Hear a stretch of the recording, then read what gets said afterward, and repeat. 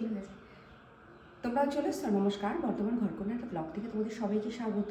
বিকেল হয়ে গেছে, আজকে একটা পিঠেরই রেসিপি দেখাবো, কারণ আমার চ্যানেলে আপাতত এই মানে পুরো শীতটাতে তো পিঠের কিছু আমি দেখাতে পারি, তো আজকে দেখাবো।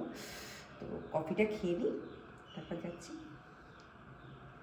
আবারও সেই আগের মতো সেজে গুজে চলেছি, শীতটা কমে গেছে আর বলেছি পিঠের রেসিপি দেখাবো। পুরো শীত কিন্তু কমেনি। আজকে খুব সহজ পদ্ধতিতে তোমাদের আমি পিঠের রেসিপি দেখাবো। এই উপকরণগুলো আমাদের বাড়িতে সবসময়ই থাকে, একদম কোনো ঝামেলা ছাড়া, একদম অনেক পুরনো ধরনের এই পিঠেটা দেখাবো। আজকে আমি দেখাবো আরশি পিঠে। আরশি পিঠে বানাতে আমাদের কি কি লাগছে চলো দেখে নিই, চলে এসো। এখানে লাগছে আতপ চাল গুঁড়ো। এটা কিন্তু আমি বাড়িতে গুঁড়ো করেছি। প্রথমে আতপ চালটাকে ধুয়ে শুকিয়ে তারপর খুব ভালো করে গুঁড়ো করে নিয়েছি। এটা কিন্তু কেনা নয়, আর এটা বাড়িতে বানালে সব থেকে ভালো হয়। চিনি লাগছে 1 বাটি। এটা নারকেলের গুঁড়ো, আমি নারকেলের গুঁড়ো দিয়েছি, কারণ আমি যে নারকেলটা ব্যবহার করব বলে মানে রান্নাতে দেবো বলে নিয়ে এসেছিলাম, সে নারকেলটা একটু খারাপ হয়েছে, তার জন্য আমি নারকেলের গুঁড়ো দিচ্ছি। নারকেলের গুঁড়ো না, তোমরা অতি অবশ্যই এর ভেতর নারকেল কোড়া দিও, তাহলে স্বাদটা আরও ভালো হবে। মৌরি, ঘি আর জল। চলো পিঠেটা শুরু করা যাক। প্রথমে আমি এখানে আগে চিনি শিরাটা তৈরি করব। চিনি শিরাটাই কিন্তু আসল এখানে। কিভাবে করছি দেখে নাও, চলে এসো। পরিমাণটা দেখবে, 1 বাটি চিনি,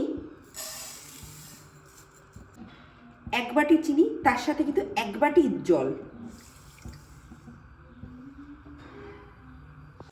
চিনি শিরাটা খুব ভালোভাবে হতে দেবো আমি।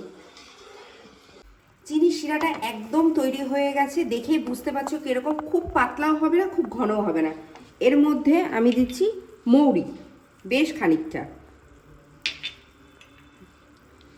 নারকেলের কোড়া,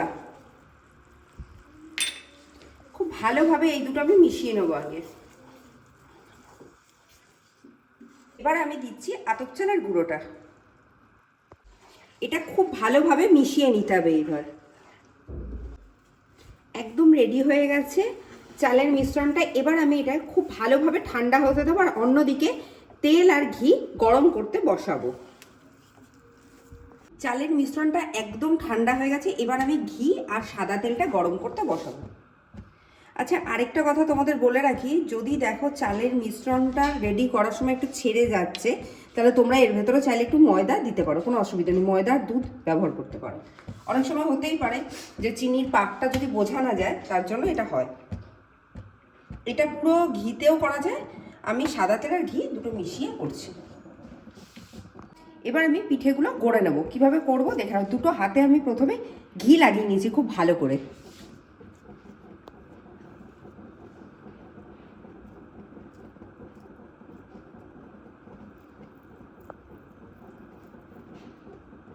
এরকম গোল গোল করে হাত দিয়ে একটুখানি চ্যাপটা করে দেবে।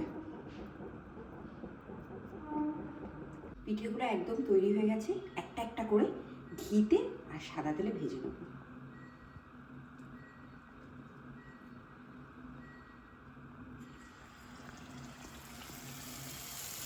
পিঠেগুলো একদম ভাজা হয়ে গেছে, কিন্তু আর খুব ডিপ করে ভাজা যাবে না, হালকা রং হবে। গ্যাস কমিয়ে কমিয়ে ভাজতে হবে, ধৈর্যর কাজ। তো ভাজা হয়ে গেছে একদম, এবার আমি তুলে নিচ্ছি।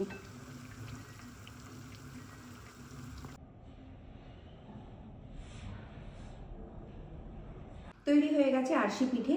তো তোমরা বাড়িতে অতি অবশ্যই ট্রাই করো, আশা করি ভীষণ ভীষণ ভালো লাগবে। আমি এখানে পুরোটাই চালের গুঁড়ো দিয়ে করেছি, তোমরা চাইলে এর ভিতরে ময়দা আর দুধও ব্যবহার করতে পারো। যদি দেখো যে চালের মিশ্রণটা মাখাবার পর যখন তোমরা ভাজতে যাচ্ছ পিঠেটা উঠছে না, তখন তোমরা ব্যবহার করতে পারো, কোনো অসুবিধা নেই। এতে টেস্টের কিচ্ছু চেঞ্জ হবে না। তো যাই হোক, আর বেশি কথা বলবো না, অনেকদিন বাদে ভিডিও করলাম, জানিও কেমন হলো। ভুল তো হচ্ছেই, তো নিজের ভেবে ক্ষমা করো।